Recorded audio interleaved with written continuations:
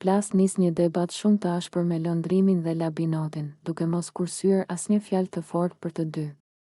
Ajo i përmend Londrimit disa sjellje që nuk i pëlqejnë dhe akuzon se nuk po tregon seriozitet brenda shtëpisë, ndërsa Labinotin e sulmon hapur duke i thënë se ai është një lojtar shumë i dobët, pa moral dhe pa integritet.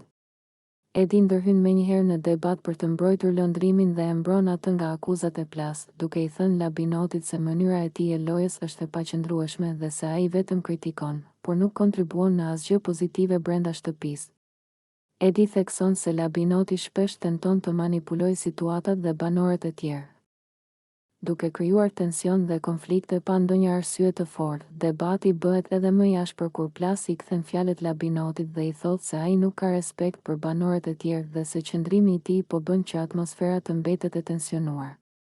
Edi nuk kursen as fjalët e tij dhe thekson se Londrimi është një lojtar i ndershëm dhe i qëndrueshëm, ndërsa Labinoti duket se po përdor çdo mundësi për të krijuar trazira. Banorët e tjerë ndjekin debatin me vëmendje, disa duke u habitur nga ashpërsia e fjalëve, disa duke e mbështetur Edi dhe Londrimin, ndërsa tensioni brenda shtëpisë rritet dukshëm. Plas vazhdon të flasë me vendosmëri, ndërsa Edi qëndron pranë Londrimit duke i dhënë mbështetje morale dhe duke i treguar Labinotit se sjellja e tij nuk po çon askund.